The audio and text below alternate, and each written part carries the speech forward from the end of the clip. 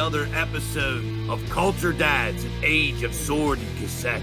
I am your host, Big Dave Martell, editor-in-chief of the Bizarchives, weird tales of monsters, magic, and machines. And with me is Mr. Mike, the editor-in-chief of Imperium Press. And we come together to do Culture Dads, which is a podcast where we do deep dives into retro pop culture for folkish and dissident minds. If you like what we do here on Culture Dads, make sure to go over to imperiumpress.org/podcasts and go check out all of the stuff available there. Sign up to the Gumroad so you can get audio of every single show that we do, and also all kind of sweet Imperium Press perks, exclusive hardbacks, all that kind of stuff. You're going to love it. Or you could go over and you can check them out on Telegram, and I believe they're still on Twitter. If you want to see what I'm doing, go to Twitter and Telegram at The Bizarchives or thebizarchives.com. Today, we're going to talk about something that's really near and dear to me, something that I grew up loving. I absolutely adore this stuff, and that is old school style Western animation, animated movies. So we're going to get into three movies in particular that I showed to Mr. Mike. I'm very excited to talk to him about his impressions of these movies. But this was something that was actually pretty big in the 80s and 90s and even into in the 70s and stuff like that. You had movies like Wizards, Fantastic Planet. The three that we're going to get into today: Heavy Metal, Fire and Ice, Gandahar. You had movies like Time Masters. All of these types of movies, this style of animation went on to inspire and inform what everybody now knows as Japanimation or anime, right? The very first kind of primordial animes, which were, obviously they had older stuff, but the animes we know it today is the Japanese version of what we were doing in the West, 10 years prior. So if you look at the early animes, like things like Fist of the North Star, Cobra, Space Pirate, etc., they were trying to emulate what we were doing. So the Japanese are very, very big on taking Western culture and Western art and putting their spin on it. And but today we're going to take a step back and we're going to go look at the Western stuff that inspired them. So without further ado, Mr. Mike, how are we doing today, sir? Good, man. I'm stoked about this one. This was a new experience for me, and that was exciting. Actually, it was really cool. Excellent. So I just got to ask you. I've been waiting all week to ask you. What'd you think? Yeah, well, the short answer is that I thought different things about the three different films. I enjoyed all of them. But my overall take kind of varies between the films. I mean, to just give you the sort of long and short of it, I thought Heavy Metal was pretty cool, but it wasn't my favorite. I thought Gandahar really surprised me, and I thought that was really cool, and it's actually got some pretty deep philosophical themes that we can maybe dive into. Yep. And I thought that Fire and Ice was just fucking amazing. That was That was the one for me. That was the one that really grabbed me. And it was the one that I watched first, actually. It was cool. But it was it was kind of crazy to just to watch these films, because it was almost like a nostalgia trip for me, but I'd never seen them before. It was crazy because I've been watching this kind of animation for a long time. I don't know exactly your age, Dave, but I'm going to say that I'm probably about 5 or 6 years older than you. I'm 34. All right. So yeah, I'd be about 6 years older than you then. Or 7, I think. Yeah. Anyway, I've been watching this shit for a long time, basically. I was alive for most of the 80s, and I remember stuff like He-Man and Transformers and stuff like that when it was happening on TV, when originally. So it had a huge impact on me. I'll take you back to Mother's Day, circa 1986. I'm about 5 or 6 years old. My dad takes me out to get a Mother's Day gift, and he asks me. He doesn't just get something. He just asks me, "So what do you want to get your mom?" And like, this is a big decision, right? Like, I'm getting a little bit of responsibility here. I don't want to fuck it up, right? So I think, okay, what would I want? You know, what is best in life? And the answer for me was a fucking Optimus Prime action figure. I'm like, that's what she needs. That is the Mother's Day gift. And now Dad knocked this one back, right? You know, but it does kind of illustrate my priorities at the time, and I didn't understand. This is just to say that Transformers had a huge fucking impact on me. Huge. Before I loved art, before I loved sports, before I loved martial arts, but everything but music, basically. Before all that, I loved Transformers. This was like who I was, the Transformers kid, right? This was what I was into. And like, what's not to like? Like, it's fucking it's robots killing each other, ultra violence, clear good and evil, apocalyptic landscapes, and like half of what makes it good are the aesthetics, right? Like the original Transformers cartoon looks kind of clunky by today's standards, but there's something good about it, you know? So watching these movies, the three that you sent my way, was it was like a nostalgia trip, not unlike what I talked about in the last one, where I was like, I played Final Fantasies 2 and 3 for the first time when I was like 35 or something. And I was just getting nostalgic for this game I'd never played. It was the same thing when I was watching these. So that was a really cool experience. Yeah. Like you said, the early Transformers, it was like, what's there not to like for a little kid? You know, I mean, it's got trucks and cars and jets, and they transform into robots that fight and kill each other. And there's laser guns and like all this kind of stuff. And the characters were just so over the top and sensational. Is really, I loved old school Transformers. The Transformers movie was you remember? And like, let's be honest here, a lot these cartoons that were in the 80s and 90s, they were just designed to sell toys. They really were. Oh yeah. And the toys, they were cool. Remember the Megatron that turned into a cap gun, right? That was cool, right? But and then there was cartoons like you mentioned, He-Man. I loved He-Man. He-Man was great. Me too. And going back and watching He-Man, and some of the animation and some of the art and everything, by today's standards, it looks a little archaic, right? But some of the stories that were written for that cartoon were pretty darn good and had some really meaningful moral things to that, some really meaningful moral elements to them. Same thing with cartoons like G.I. Joe and what was that, Dark Star, and there was just like so many of those cartoons back then that were going on. And then later, like, got into stuff like Teenage Mutant Ninja Turtles, which was kind of an evolution from that, but it was kind of a continuation as well. It's weird because it's like I found myself wondering as I was watching these movies, what happened to this style? Like, obviously animation is like advanced technically, but like, you can see that it's also like advanced technically with anime, but there's like a very clear continuum between like, Akira and the most recent anime and everything like that. Why? I was just trying to like think of, why is there no heir to this style? Like, what even has replaced it? I think the closest we could say would be this like shitty CGI, which I fucking hate.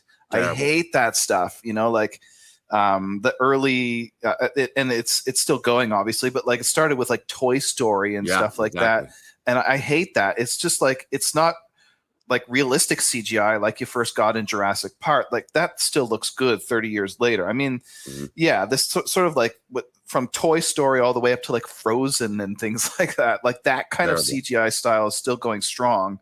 And it looks extremely uncanny valley to me. Exactly. It doesn't look cute. It doesn't look slick. Like, here's the thing, like, whatever your artistic medium is, like, your legacy as an artist is to create a kind of world that the audience can inhabit. So like, for any good art, like whether it's music or poetry or sculpture or whatever, it's like you need to be able to live inside of it, if for lack of a better term. Like, the audience needs to be able to look at that and say, like, that's a real world. Like, it doesn't, I don't mean like it has to be realistic. It just has to be its own thing. It has to be like attractive, like we were talking about RPGs last time. I can still like inhabit Final Fantasy 1. Like, I can tell you all about the feuds between like the houses of Onrak and Lefian, even though there weren't any. I just made that shit up in my head, and it kind of like grew and grew until it became like a real piece of game lore, at least like for my brother and I. Um, CGI does none of that for me. It's like sterile. I get no sense of like worldness out of it. It just looks like nothing. Like I Yeah. say, it looks like Uncanny Valley to me, and it always has. And this is probably why I stopped watching Western animation soon after that. But yeah, there's no air to this like 80s, 70s and 80s style, and it's sad because it's so good, you know. Yeah. Well, you mentioned Uncanny Valley. A lot of the early 3D like Pixar style movies really flopped. There was one, I can't remember what it was called. It was called like it was like a Christmas movie, but it was on a train. It was called like The Golden Ticket, or I can't remember what it was called. But it flopped so terribly because the characters were so weird looking. It created Uncanny Valley for a lot of people. It's just so gross and weird. And you're right, the art style for this modern CGI stuff is just trash. And I think part of the why those styles didn't continue is partly because there was no longer the scene behind it to back it up. It kind of fizzled out because when we're talking about He-Man, Ninja Turtles, these types of things, this style was backed up by um, uh, sword and sorcery comics, ace paperbacks. There was like a whole culture behind it. And you can get into music too. You go look at the album cover of just about any band, any especially heavy metal band during the 80s and early 90s. It might have looked like a Conan the Barbarian ace paperback, right? In fact, Frank Frazetta, he did the covers for some of these bands. Molly Hatchet. He has a cover on. He did the art for a cover of Molly Hatchet. Frank Frazetta really set the tone, and we're going to talk about Frank Frazetta going when we start talking about Fire and Ice because he did the art and he helped produce and direct that movie. But the thing is, there's not really a continuation artistically to anime, in my opinion, because and part of the reason that early the animation we're talking about, that really awesome Western stuff, fell out of favor is because it was very expensive to produce. These guys put in real work to do this. Every scene is unique. Every movement is unique. It's hand drawn. It's rotoscoped. It's a big giant undertaking to make these movies. Whereas anime is designed to be cheap, right? You watch like for example, one anime that I do like, Dragon Ball Z. If you look at those fight scenes, like and they're fighting back and forth like in the sky or whatever. There's a lot of like stock, like, sequences and repetition and stuff like that. And you don't see that in like, Fire and Ice or anything. Yeah, exactly. Anime loops a lot of these animations. They loop it. They take characters and they just redraw them. They reuse. They recycle a lot of scenes. They're designed to be cheap. If you notice the art style of anime, there's not a lot of shading. There's not a lot of shadows. Obviously, some of them later on utilize this more. The higher end stuff, Ghosts in a Shell, that were early on utilize this stuff.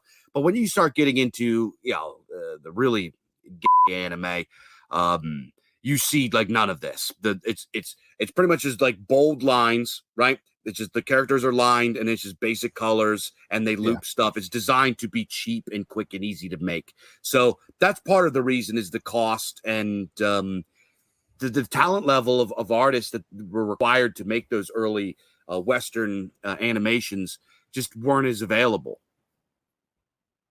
Yeah, for sure. And actually, this is something that I learned because I was like looking into a bit of the background of some of the movies. Is that with heavy metal, what they did was they actually used different production houses and teams and stuff like that. And you can see it because heavy metal is very much it's kind of a hodgepodge of different aesthetics. Like it's not homogenous all the way through.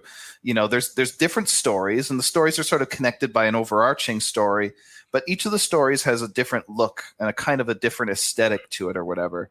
And I think that this is something that was actually probably done. It was done because that's the way the magazine worked, You know, it wasn't just like one artist. It was like a number of artists that, you know, would have submissions or whatever. But it's also probably done for the movie to save money, I think, probably. Yeah, absolutely. And time. Yeah, exactly. And it was kind of like, I think it alienated audiences a little bit. And like, to be honest, it kind of alienated me a little bit because like, yeah, we might as well just go into like a dive into heavy metal because Let's do it. Yeah, I mean, my overall take on it was that I kind of think of this as like a teenage Thomas 777's favorite movie. That's exactly what it is. Yeah, you know, like it's got the soundtrack, it's got like the visuals, it's like a little bit of an adult film or whatever. But like for me, actually, this one was a little bit hit and miss. So for anybody who hasn't watched it, it's split up into these like sub stories, you know, within the overarching frame story. And you know, some of the sub stories are much, much better than others. Like, yeah, it was like they're produced by separate teams and stuff. Like the animation in the New York Cabbie story, is, in my opinion, kind of ugly, to be honest. But the animation in that like B-17 story, you know, the one where they're in the plane that gets like overrun by zombies, like that looks really good, especially for its time, because like, you know, heavy metal came out in 1981. Is that right? Yeah. And I realized that like the, you know, the different looks and feels are like meant to hark back to the magazine, but it kind of didn't really work for me. I find this kind of heterogeneity in art to be kind of distracting, to be honest. I like dramatic and aesthetic unity.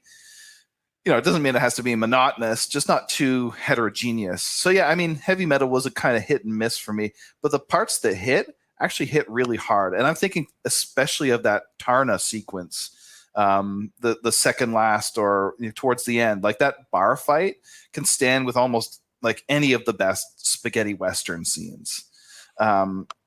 But yeah, for my money, that Tarna story was easily the most like mythopoetic of any of the stories in that film. It had a great sort of like aesthetic synthesis of like future and past. And it was cool. It was cool too how it like tied into the frame story that kind of begins and ends kind of in the same place. And that in this way, it kind of reminded me a little bit of like H.P. Lovecraft's Polaris, which is my favorite H.P. Lovecraft story. So yeah, definitely like it had its merits for sure. Yeah. I actually, out of the three movies, heavy metal is probably my favorite one. It's okay. Mike, you know, for people that do like that, like it to be a little bit more unity as far as the style, it might be a little crazy for you because it's almost like an acid trip. It's really psychedelic. It's really zany and out there. Sometimes it's raunchy. Sometimes it's tongue in cheek. And a lot of guys now that watch it, like, oh, this is degenerate. And some of it is degenerate. But the thing is about it is you got to keep in mind when that came out. During 1981, this is the era of like church ladies. This is the era of them like dragging, you know, Judas Priest and like Twisted Sister into court and accusing them of like driving kids to worship Satan and satanic panic era and all that. Yeah. This is the era where they're like trying to put Gary Gygax in jail because some kids like played D&D and then went and did some crazy stuff. You know, they were doing the edgy thing for their time, right? So they were doing things that were tongue in cheek, and a lot of the times it was a critique, right? It was exposed. There's one scene, there's one sequence in there where there's these aliens that are just doing like ridiculous lines of coke, right? Yeah. They lay out these huge lines of coke across their entire spaceship, and they snort it all, and like and they're like, "Hey man, no, yeah." They're like hippie idiots or like stoner retards. That's funny. Right? But and a lot of people look at that, and they're like, they're promoting. They're not promoting. What they're doing here, at least in my opinion, is during this time in the 80s, this was still a time that doing drugs was not cool. It was very taboo. But this was also a time that using cocaine was probably the biggest it ever was. There was huge amounts of cocaine in the United States. So what they were doing was they were kind of like mocking how America really was under its taboos, right? So there was a lot that went in, and there are some mythopoetic themes. There's some stuff in there, but it's like sex, drugs, and rock and roll in blended with sci-fi and fantasy and mythopoetics. It's pretty much just like a young man's all of his fantasies jammed together into this bizarre amalgamate and then vomited onto the screen. It's craziness. But it's definitely got that like like I was saying, I'm calling it heterogeneous. It's just like there's so much going on, and it actually is like pretty ingeniously tied together because there's so much of it is so incongruous, right? Like I don't know, like for me, like something like Black Sabbath doesn't really fit very neatly together with like far-flung futuristic sci-fi, right? Mm-hmm. But they managed to make it work in this movie, and I think actually one of the impressions I got from it is it's very much like a film from its time and place, which is not a bad thing at all. This is going to be a controversial take for guys who like the movie, but I think the soundtrack really dates it. Actually, it like the music is amazing and all, but like late 70s metal evokes a very particular vibe for me, and that vibe is something really organic. It's got like that kind of like aftertaste of blues rock that grew into heavy metal basically. And for me, this kind of grates against the sci-fi vibe that the movie is kind of going for. But yeah, I mean, there's like something not only Western about this movie, like the look and feel is like wildly different from anime, but there's also something quintessentially American about heavy metal. Like I got way more of a vibe about this in that movie than I did about the other two.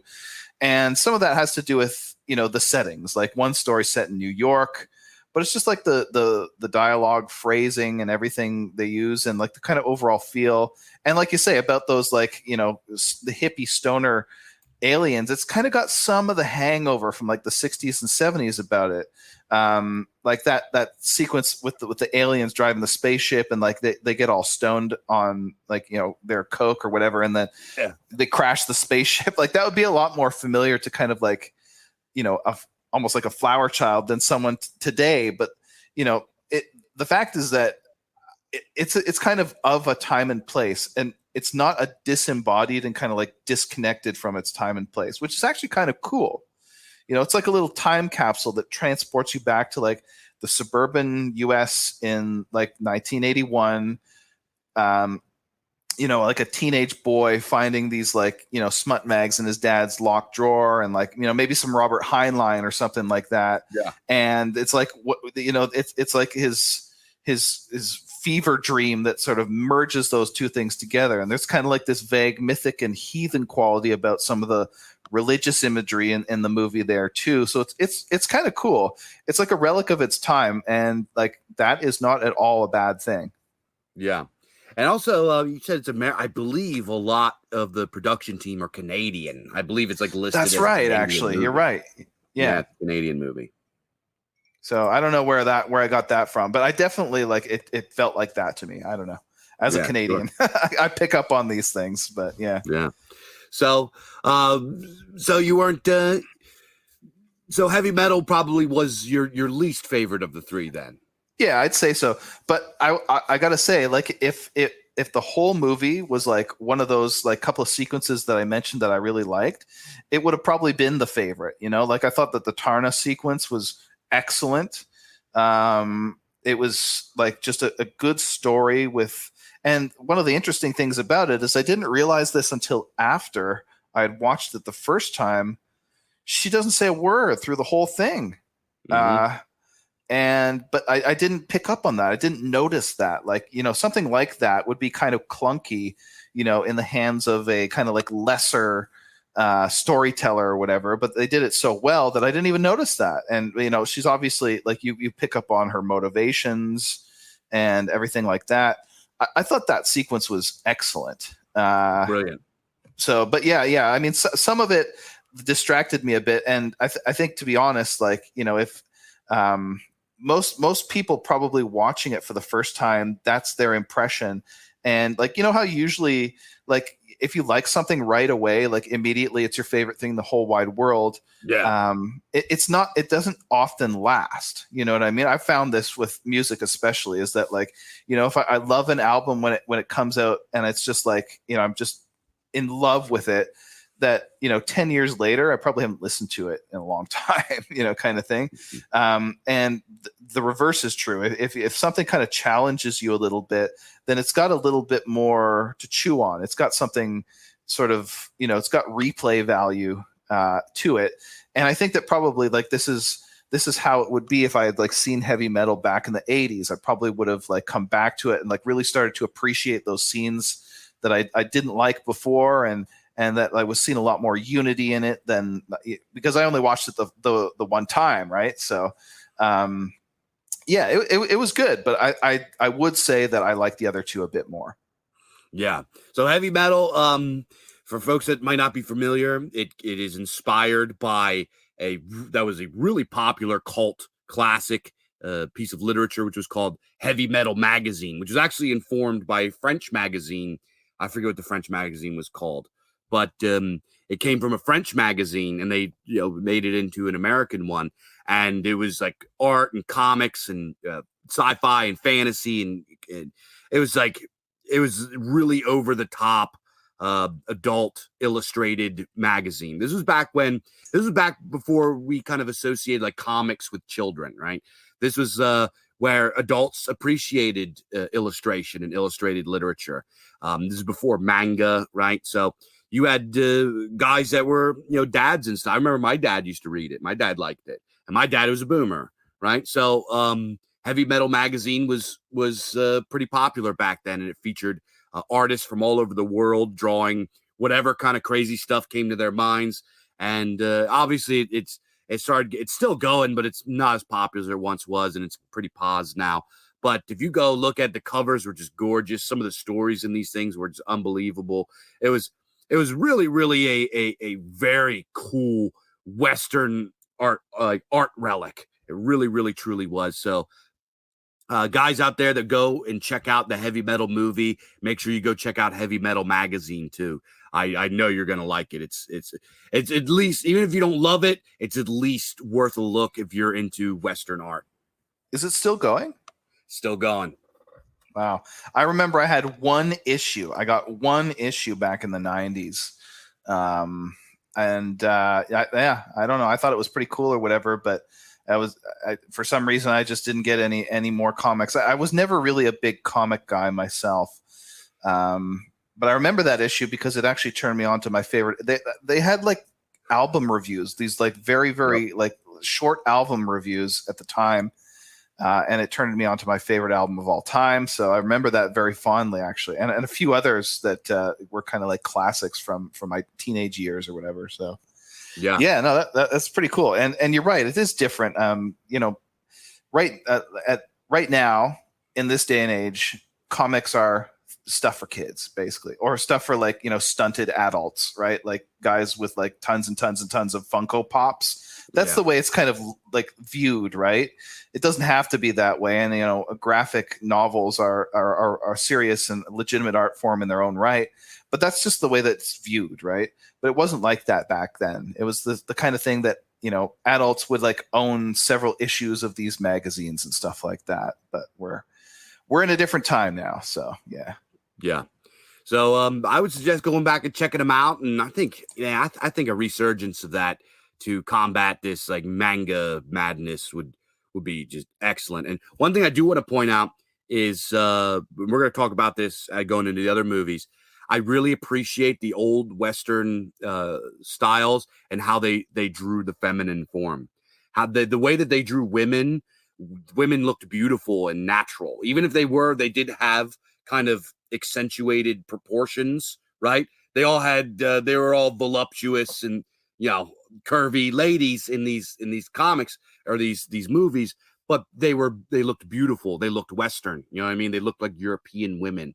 Now you look at these drawings of women and they look cartoonish and frankly grotesque, in my opinion.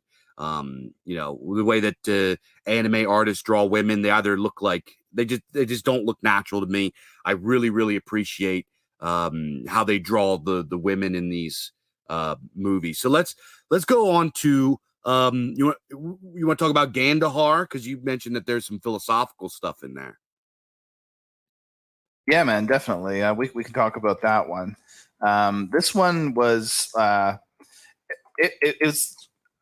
I was surprised by it, actually, because I mean I didn't really know anything about any of the movies going into it, but I am not really generally a kind of like sci-fi guy. I like some.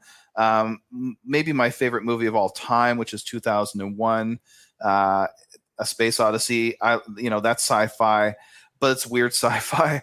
Yeah.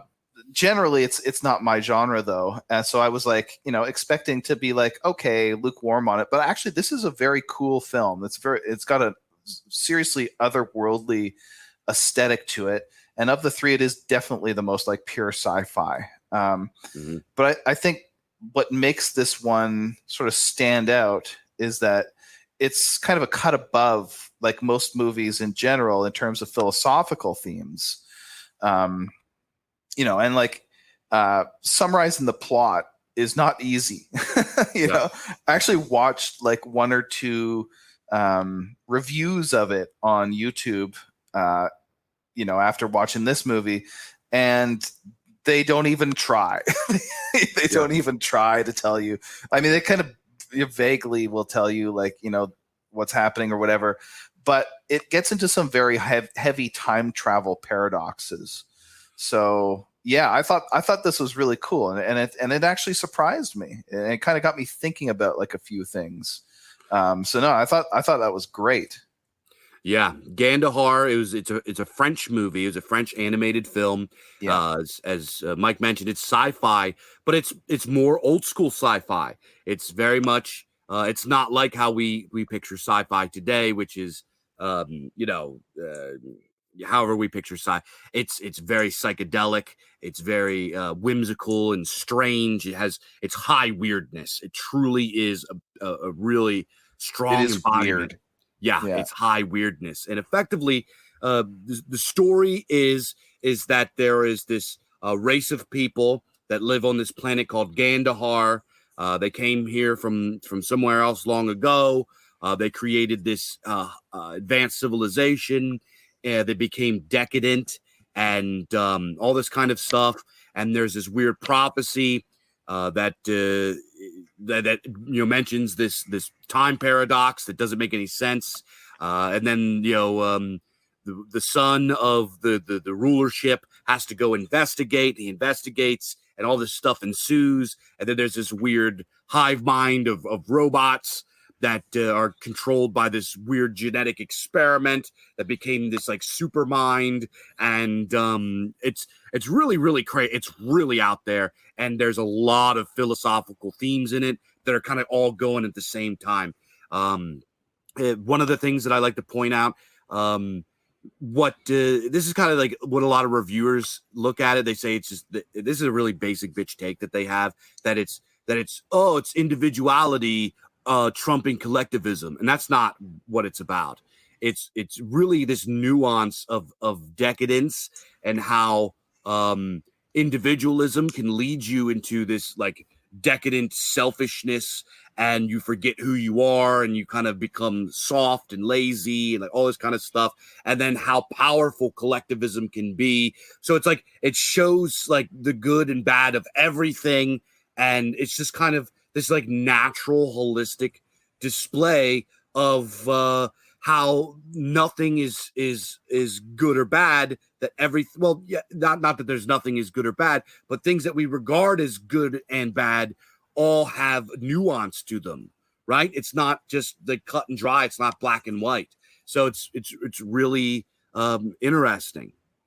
Yeah, like one of the things that I kind of picked up from it is like you say, it's not a black and white sort of like individualism over collectivism thing. Although I do want to talk about that dynamic in the film, but it doesn't sort of like just crudely come down on the side of one versus the other. Like the Gandaharians, which are basically sort of like, we could say very roughly that they're kind of like the more liberal type society, like they're individuals, and they're very much like, you know, concerned with, you know, they're almost sort of puritanical in their ethical aspect. That they also are, you know, they're not painted as the sort of unalloyed good or anything like that. You know, they're these weird creatures called the deformed that it turns out are the result of experimentation by the Gandaharians, who have been basically discarded and exiled because they're so hideous and ugly and weird and you know, monstrous, right? And even the I forget what it's called. They call it the beginning during part of the film. Basically, this like huge like brain like thing that's the sort of antagonist in the film. That is the result of an experimentation by them, and they even say, there's like a quote in the film where they say, "Out of our ignorance and pride, we have forged a deadly enemy." Right. So there's a kind of Promethean side to the film as well. It's not just it's not just sort of, and Star Trek fans are gonna string me up here, but it's not kind of like a Star Trek thing where, like, you know, technology is good, and if we're just more, you know, rational and liberal and whatever, then things will just be great. It's a critique of technology and advancement and science in a sense. It's not like just a ham-fisted critique. It's a subtle critique, but it's in there.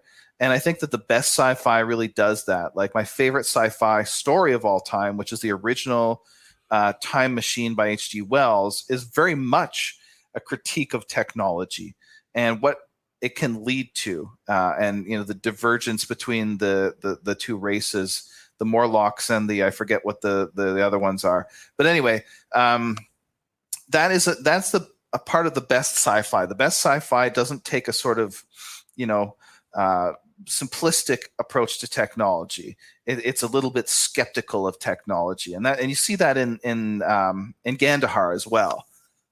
Yeah, the Gandaharians are very much like this like it starts out like this is the perfect liberal rational world. Everybody lives in harmony and peace, and everybody's beautiful, and they have this really ugly underside beneath what they've done to create this world.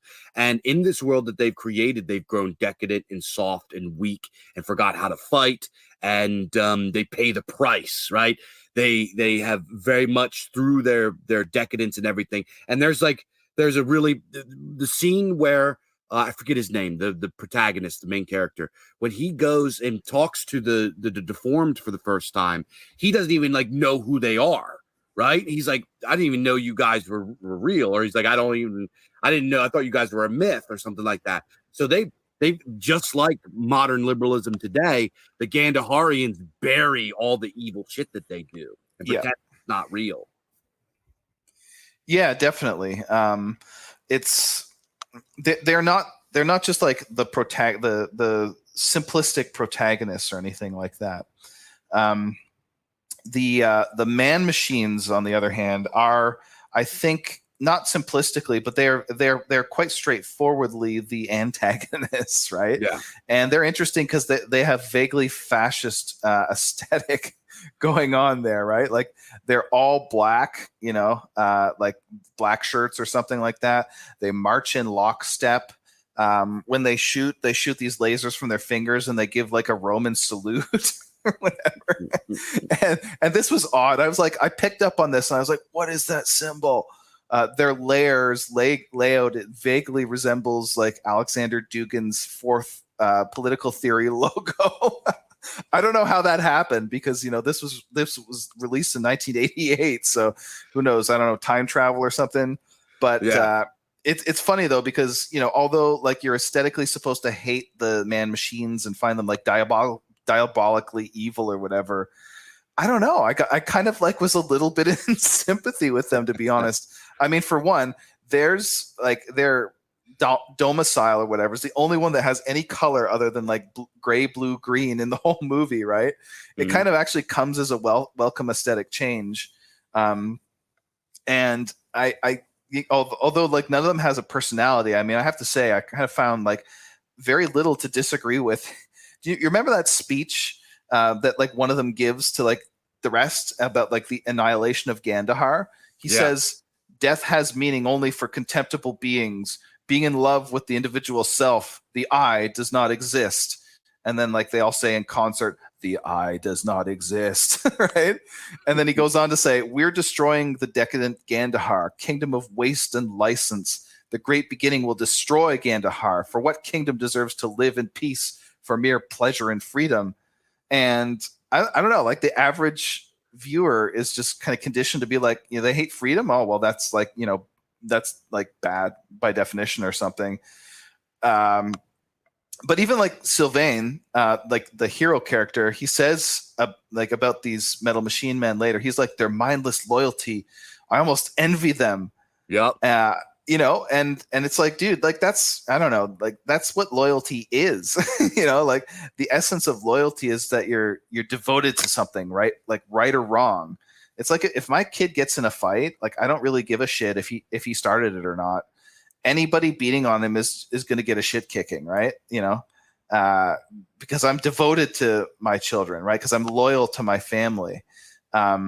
And anybody who's like loyal to you as long as you like meet a certain standard is not loyal to you. They're like loyal to the standard, right? They're loyal to the principle, which is kind of yeah.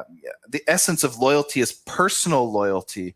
You know, what people would call mindless loyalty. You're loyal to a person or like maybe to a god or a people or something like that. Like loyalty to an idea is not loyalty at all. There was like a great article that somebody wrote. It was like a philosopher. I think his name was John Ladd, where he basically says that there is no duty that isn't a duty to like men, or we could say like to gods.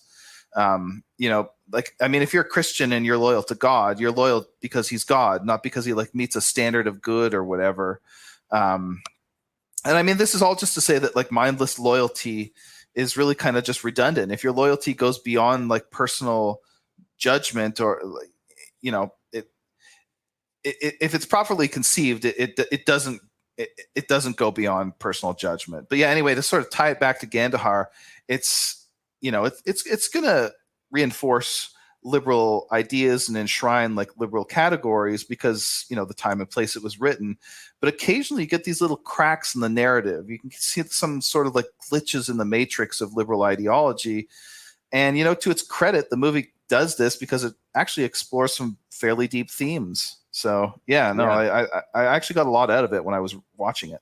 I actually, yeah, what Mike pointed out, they do like a Roman salute when they shoot their lasers, and we have to remember, this was a French movie, and the French aren't really big fans of the Germans. You know yeah. I mean? So it's but like as Mike pointed out, they make it so the machine men are convincing. That speech that he gives, like anybody that has half a brain that watches that, like, you know what?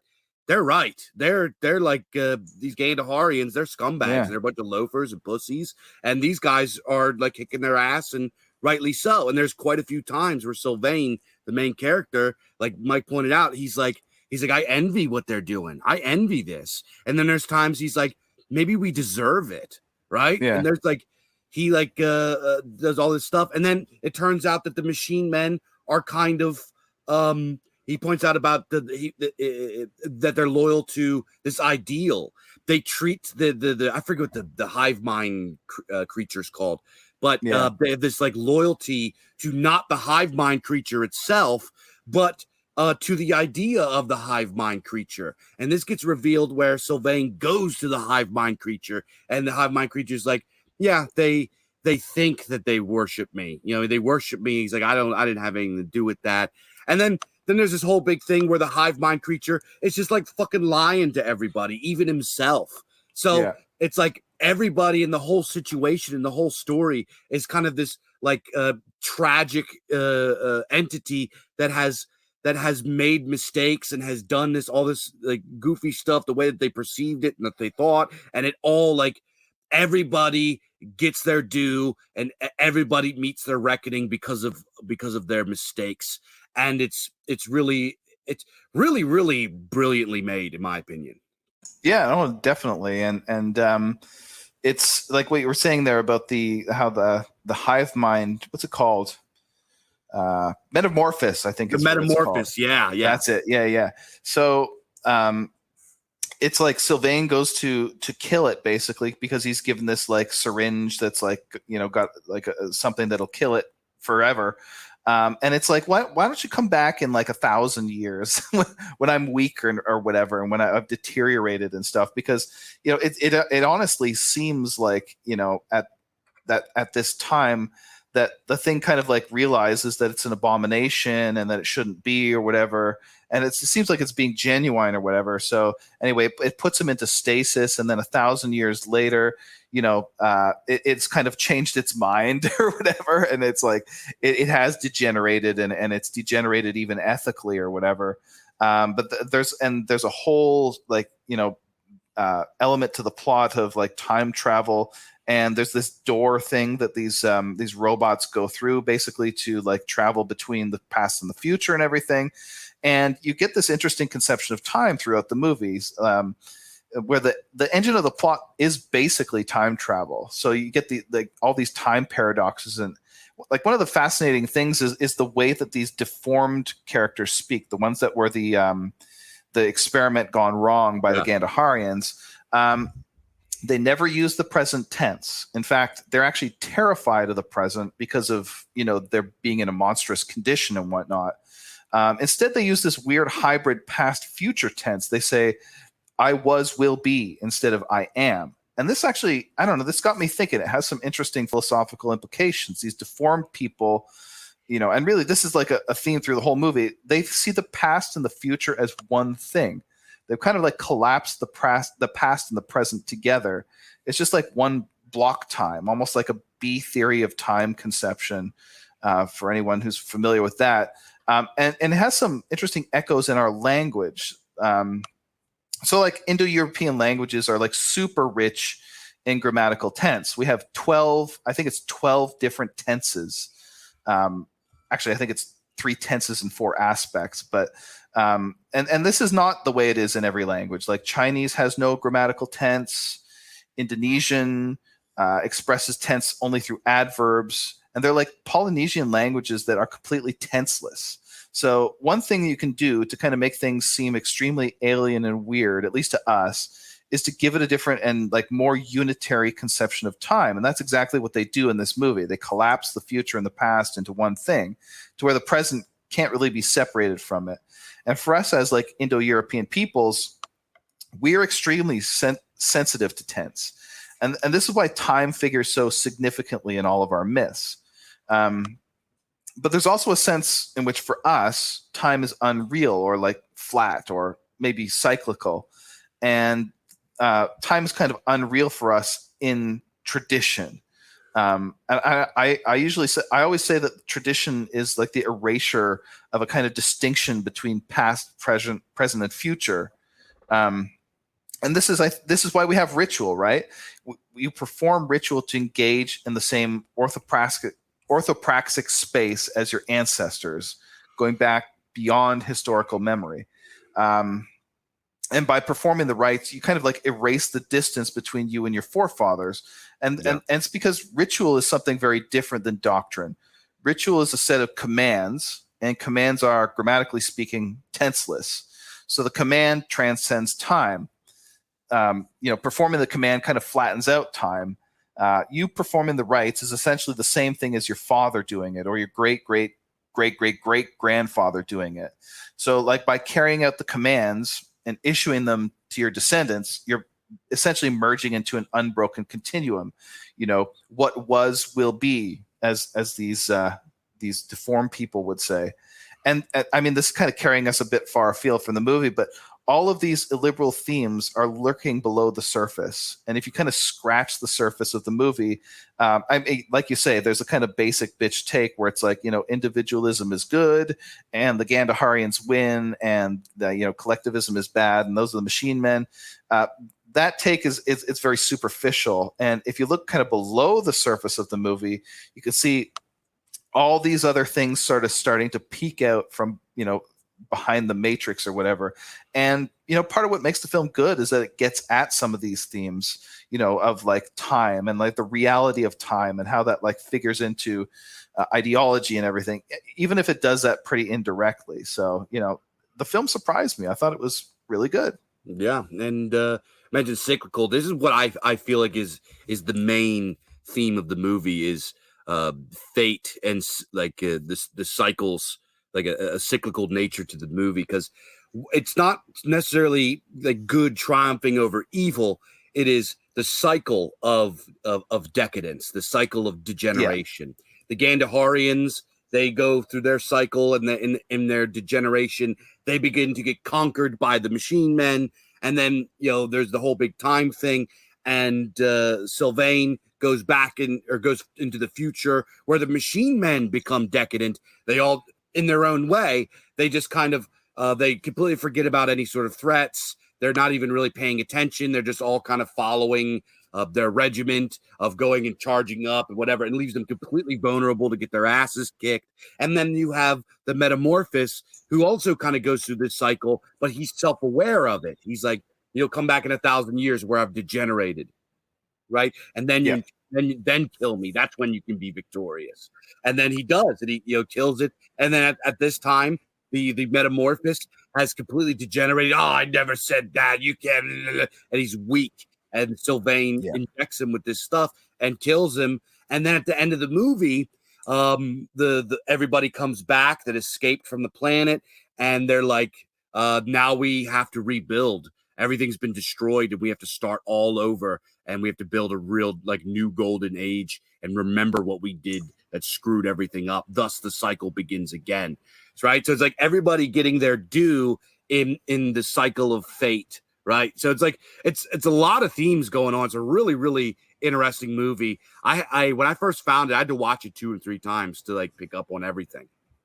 Yeah, no, definitely. It's like you get this in the best of anime as well. Like you could compare this one to maybe Ghost in the Shell, or there might be a few others in the anime world that it kind of compares to in terms of its complexity and the themes that are kind of going on. It's not just that the time travel aspect of the plot makes it complicated. It's that there's a lot going on philosophically in this movie. So, it definitely is one of those ones that I think would be very fruitful to rewatch. I only watched it the one time, so there's probably a hell of a lot that I didn't pick up on. But I can see why it would pay to rewatch it a bunch of times. Yeah. And before we go on to Fire and Ice, I do want to mention that this movie was, as far as stylistically and the aesthetics of the art and everything like that, was hugely influential on the early anime stuff. Go look at the Earth or the planet and the scenes that are in Gandahar, and then go look at Dragon Ball Z. The blue and green water, the blues and the greens with the weird plants and the weird animals, the weird dragon creatures going around. Dragon Ball Z literally lifted Gandahar. And then the Metamorphosis is very closely replicated in Akira. You know what I mean? That kind of like this amorphous, like hive mind thing that exists beyond time, and it has like this cosmic horror, psychedelic, transcending time type thing. That's in Akira too. You know what I mean? The Japanese were hugely influenced by this film. So let's go over to Fire and Ice. What was your impressions of Fire and Ice? All right. So my overall take is that, I actually watched this one first and I immediately liked it. It's like, now this is my thing, right? Yeah. I really enjoyed this film a lot. Visually, it's beautiful. It's very aesthetic. I love rotoscoped animation. I don't know. I think it's amazing. And it really captures some of that early 80s aesthetic that kind of continued on to the early 90s. It's hard to describe. The colors really pop. There's an awesome use of like reds and purples and blues and stuff. You get this kind of vibe of dusk. It's like a world in transition from day to night. It's like it's in transition from barbarism to civilization, or maybe vice versa. And you just get this from the visual elements. The technical term for it is chiaroscuro, I think. But anyway, this is easily the best looking of the three films that we chose. And yeah, I gotta say, I'm a sucker for the barbarian shit. I like anything that's ancestral and archaic, anything with magic and dark and evil and heroism, anything that's like muscular. I like anything that has like strength and scale and weight to it. This is why I like Cormac McCarthy so much. He's like the most muscular writer in centuries. So I guess that what I'm trying to say is that it was good. But as for like why it was good, I mean, apart from that, it hits the right themes that I like and it looks good.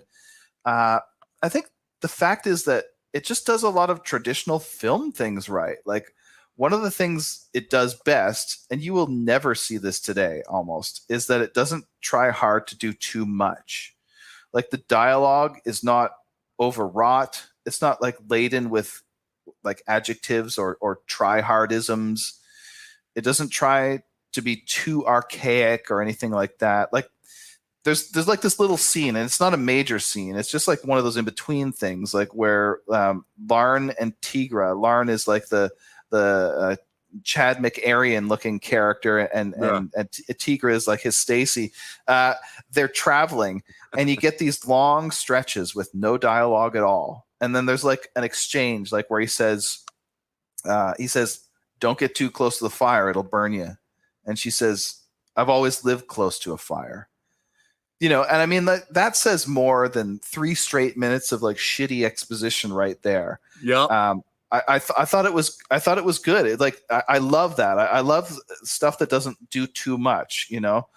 Less really is more. And I think like for the dialogue and some of the like cinematography in this film, that it got the balance right. So overall, that was my take on it. It actually, like, I could see that being remade as a live action film, and it would work really, really well if they got the palette and the colors right. Like, if they didn't make it too drab like every fucking movie today is, then it would be an excellent live action film. So yeah, no, I thought it was great. Kind of hooked me right away. It was like I got vibes of like Conan and stuff like that. Yep. Not just because of the barbarian aspect, because of the beautiful visuals. Like, the backgrounds are gorgeous. Like I said, the rotoscoped animation looked good. There's a lot, and there's a lot going on in this film as well too. It's maybe not quite as philosophical as Gandahar, but there's a lot of cool stuff. Yeah. So anyway, that was my sort of like overall take. Excellent. Yeah. This movie, you mentioned Conan. It has obviously the artist that was the lead artist on it is Frank Frazetta, the legendary Frank Frazetta, who did all the early Conan art and did all that kind of stuff. Just a legendary artist, one of the best ever, and just iconic and known for drawing barbarians and drew musculature in a way that no other artist has, right? He was just like the man back then. And this was his vision. This was his art. And the guy that wrote the story was Roy Thomas, Roy the Boy, who did the Savage Sword of Conan comics for Marvel in the 70s. So, I did not know that. I'm glad to hear that, because I think that the director kind of looked like a bit of a weasel, and I was like, did he really write this? But yeah, anyways, that's cool. Yeah.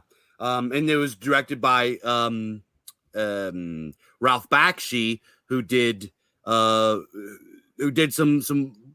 lousy stuff. He did like Fritz the Cat and stuff like that, Heavy Traffic. But he also did Wizards, and he also did the animation for the early animated Lord of the Rings movies.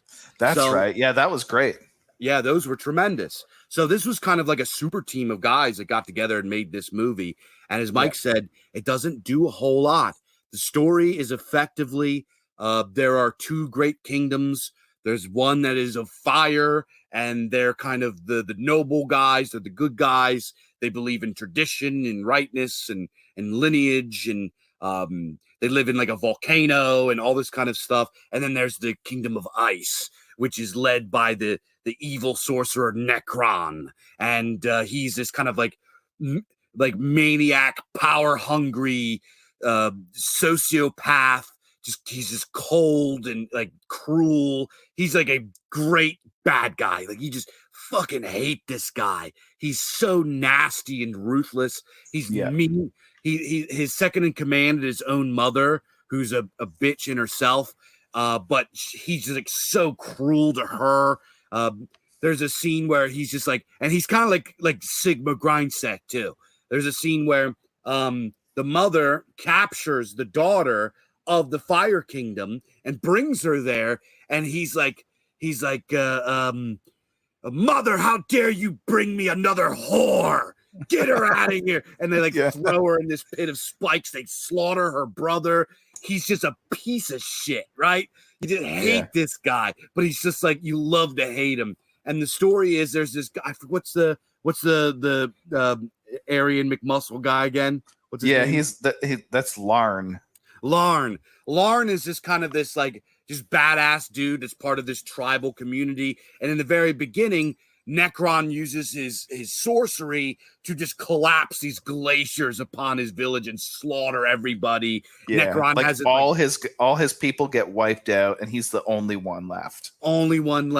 And it gets raided by this race of orcs that are the thralls, the minions of Necron. And there's this excellent fight scene where he has to fight his way out and escape. And it's so much action. The music score is tremendous.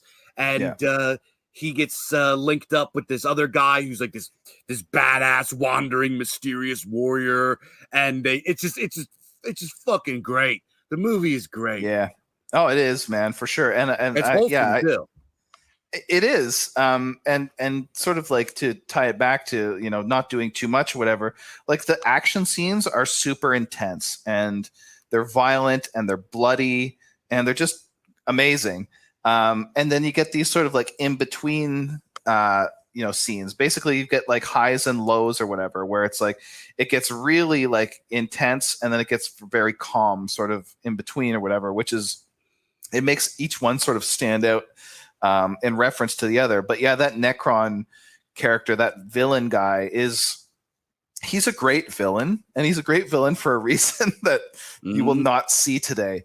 He's kind of like he's got a bit of a gay vibe going on. Yep. You know what I mean? And it's like villains back in that time were so much more evil. I think it ties in with what I was saying before about like you get these rich colors like the reds and the blacks and the blues and purples and things. Today's villains are just kind of like gray and darker gray. And one of the other things is that villains back at that time used to be high class, but they used to be high class because it was kind of eerie. It was weird and scary to have like a bad guy who's like not just evil, but it's also well-bred. And you kind of get this sense of that with Necron or whatever. Today, villains are high class simply because people resent hierarchy. Anyone well-bred is immediately suspect because, they're not pathological in some way. There's a kind of like hatred of like what's normal and healthy and good and what has lineage and everything. Lurking below the surface of like, villains in the current year. But Necron is kind of like, he's got something else going on that you would never see today. And that is he's got he's got a bit of a gay vibe going on. Making the villain kind of gayish would never happen today. He's frail. As you mentioned, when Stacey McBroodmare gets like brought to him, he's not interested in her, but he is interested in Chad McAryan, right? Yeah. he wants to go up against that guy, right? And he's also like dominated by his mommy and things like that, like this kind of a villain is a bit of a relic of a bygone era, like an era where people were able to vilify what is genuinely ugly and broken rather than being forced to celebrate it at gunpoint. In Fire and Ice, which is, I believe, 1983, that kind of thing, like you were able you were able to like, hate that, right? Yeah. So, and you were able to fear that. You were allowed to fear that. And it's refreshing. It's just refreshing to watch this movie. It's just such a breath of fresh air compared to like, so much of what's going on now. Yeah. The Necron's mom is this overbearing, just naggy cunt, and Necron is this like spoiled, faggy bourgeois. Like he's just like such a piece of shit, but he's also immensely powerful, which makes him a great villain. He just has his magic power. Like you just can't beat him one-on-one unless you're an absolute Chad boss, which the one hero, the kind of anti-hero is Dark Wolf. Dark Wolf, yeah. I love him. He's great. Yeah. And then there's some spooky stuff in there too. Remember, like the scene where the witch burns down, right? And like her skeleton sits up and like yeah. Oh yeah. That was so cool. So good. Yeah. What's interesting for me about Dark Wolf, I don't know what to make of this really, but like the traditional hero of the film is not the guy you would expect. You'd think it would be Larn, right? Who kills the villain and rescues Tigra. But in reality, it's actually a guy who doesn't get introduced until like halfway through the film. It's this Dark Wolf character. And he's a cool character. Like it would have been nice, if I have a criticism of the film, I guess it would be that it would have been nice to get a little more backstory out of Dark Wolf. But yeah, like something like 80% of the movie focuses on Larn and Tigra. But if you think of the traditional hero as the guy who, confronts the antagonist, shit kicks him, saves the world from the forces of darkness, this is not Larn, but Dark Wolf. And, I'm not sure what kind of an analog to draw in like ancient poetry. I'm sure there's something like this if I kind of thought harder about it, but it's not, it's not coming to me or whatever. And this was an interesting and unique thing about this film, I think, is that that character kind of like fills a unique role. So yeah, I mean, it's not like I said at the beginning here that like what Fire and Ice does well is what movies traditionally You're listening to well. an episode of the latest Culture Dads, Age of Sword and Cassette, and that's kind of cool. where two fathers and community leaders discuss modern culture from a timeless perspective. Head on over to culturedads.com for podcasts every week. I thought that was really cool. I love that kind of stuff. Yeah, it's one of my favorite movies, and it's there's so much to like about it. The characters are great. Larn, he's like he reminds you of the guy that could be the captain of the football team or something. He's got this like youthful, risk-taking type of vibe. There's times where he just like doesn't even think, he just leaps, right? And he falls in love with this girl, his Stacy McBroodmare, and she's like very scantily clad, very beautiful throughout the whole movie. It's hilarious. To an episode of the latest Culture Dads, Age of Sword and Cassette. And what's funny about it, like, fathers and community leaders discuss modern culture from a timeless perspective. Head on over to culturedads.com. It's like it's an ice age, and like nobody's got any fucking clothes on. I don't know. It's just amazing. I love the ice age aspect of it. There's something fascinating to it.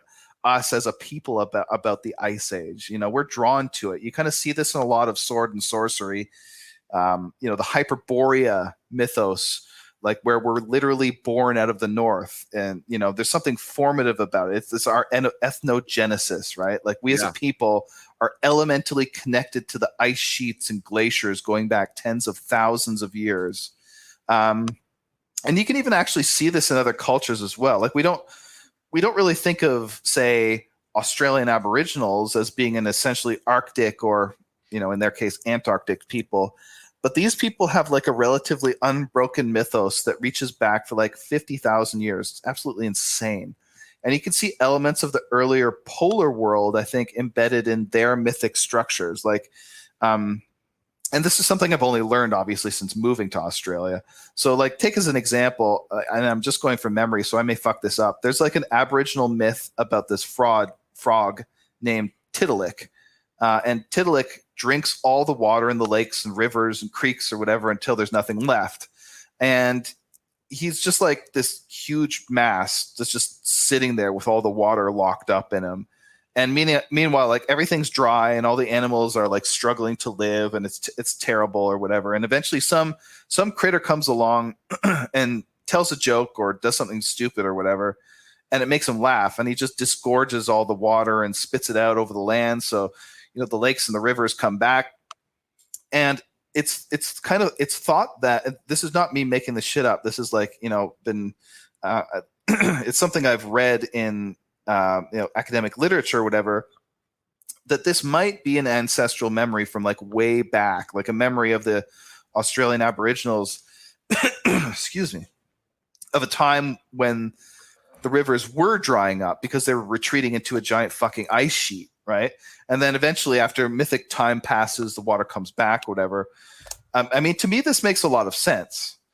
I don't mean to you humorize these things too much, but what I'm saying is that, old habits die hard. Like, we as a people are carrying mythic structures that are very, very ancient. Like, there was a really great Survive the Jive video, a few months ago on the shaman, where he was reviewing a book that, was saying that we can kind of reconstruct elements of the ancient North Eurasian people's myths.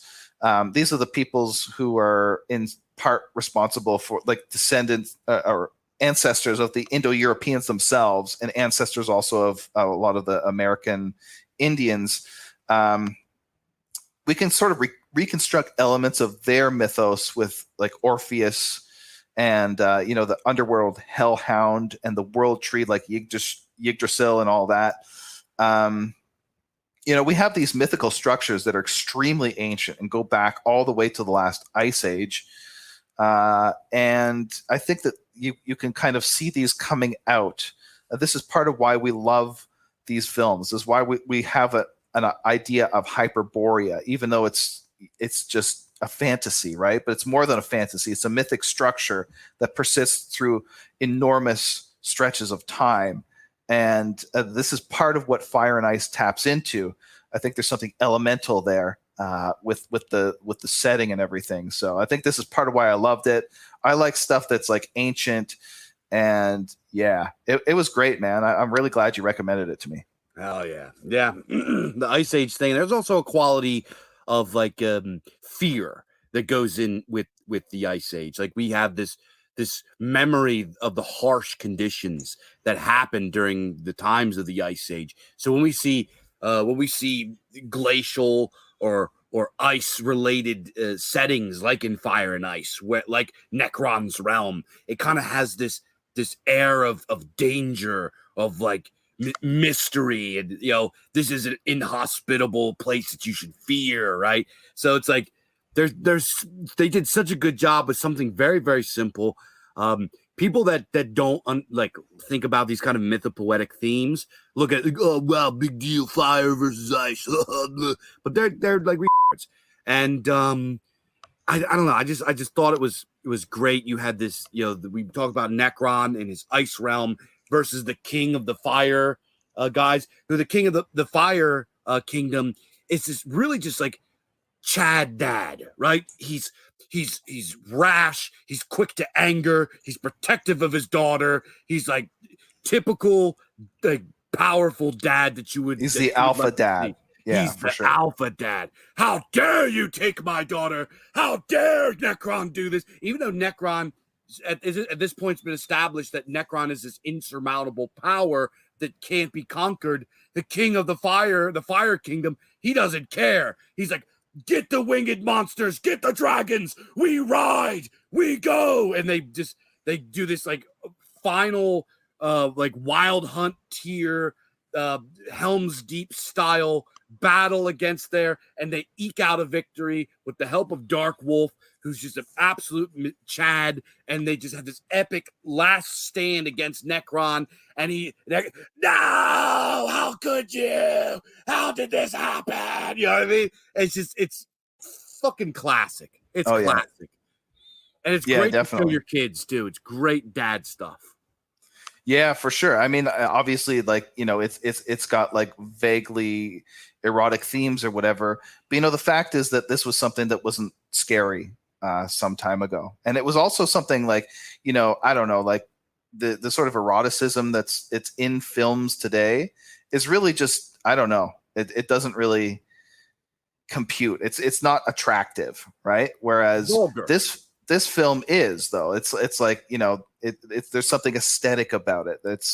It's not just gratuitous or whatever, and like there's no sex scenes or whatever, but it does have that sort of like smoldering underneath the surface or whatever. I mean, not beyond just the fact that like the two of them are running around with like a loincloth on and that's it or whatever. But they do it very well. And it's, like I say, it's subtle and tasteful, as in it's kind of slow paced. Like they're not in your face with it's not just all action all the time, or like, over sexualized or anything like that. They do it really well, actually. And I think it does a lot of traditional things that films are supposed to do well. And I read a little bit of the like contemporary reviews, and a lot of people just didn't get it, like these sort of mainstream movie critics or whatever, like the Siskel and Ebert types. They didn't get it, man. They didn't see it for what it was. Probably there was a lot more interesting stuff going on at the time generally in films, where it was probably just a richer time, so you could maybe understand. But a lot of it was just being panned for being like a juvenile sexual fantasy. It's a lot more than that, and they just didn't get it. So well, they've been against this spook that they call the power fantasy for years and years. Yeah, right. Because the Eberts and these guys of the world, they're weasels, right? They're limp-wrists, they're urbanite, they're cuckold. Yeah, they're the nerds that got shoved in the locker in high school. Yeah. So when they see this movie that Mike mentioned, there is eroticism in it, but it's not erotic as in like pornographic and vulgar like we would with it today. It's very much this display of the beauty of a muscular masculine form, the beauty of the feminine form. If you don't want your kids watching that kind of stuff, I can understand that, but because the Stacy in the movie, she's walking around, her titties are bouncing, she's got her butt cheeks out the whole movie.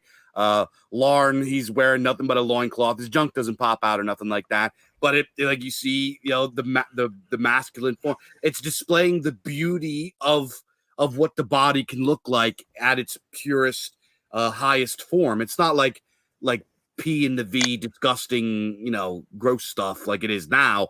It's in my opinion, it's wholesome eroticism, healthy, holistic eroticism that we would see when we look at Greek statues and shit like that.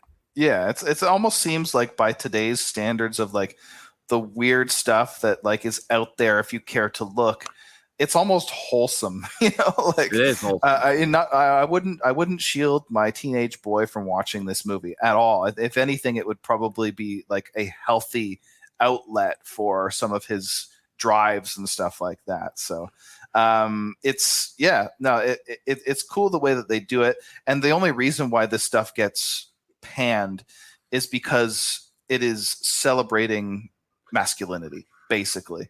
If it was, roles reversed or whatever, then it would be celebrated. So yeah, these people have no standards. And I mean, like, movie critics can be very insightful sometimes, but there is, for a lot of them, a kind of ideological brick wall beyond which they can't penetrate. So this movie kind of lies on the other side of that, and it's absolutely worth a watch, I would say. Yeah, absolutely. Awesome. Yeah, I love Fire, and I love all the movies that we talked about, and there's some other good ones that folks might want to check out. There's one, I believe it is another French animated one. It's not as good as these other three, but it's a little bit more orientated towards children. It's called Time Masters. It's a very cool, weird sci-fi about a little boy that gets stranded on this planet. His dad dies, and his only contact is through this kind of walkie-talkie sort of machine that they just call a microphone. And he talks to these guys that are out there exploring space, and they do their way to try to triangulate where he is to try to save him. And they end up on this like weird planet where there's people that are getting transformed. There's There's kind of like this greedy, subversive character in there. There's this really cool old man, and there's a really like sad scene in it where the old man, I'm not going to tell you anymore, but it's really, really cool. There's a lot of weird, kooky sci-fi stuff in it. It's very imaginative, beautiful colors. It has its flaws, but it's a very cool movie. So there's a lot of really, really great movies. We mentioned the Lord of the Rings animated movie. Just gorgeous. I actually might like it better than the live action. I really like that Lord of the Rings one. I think the only flaw in it is that it doesn't do the whole trilogy or whatever.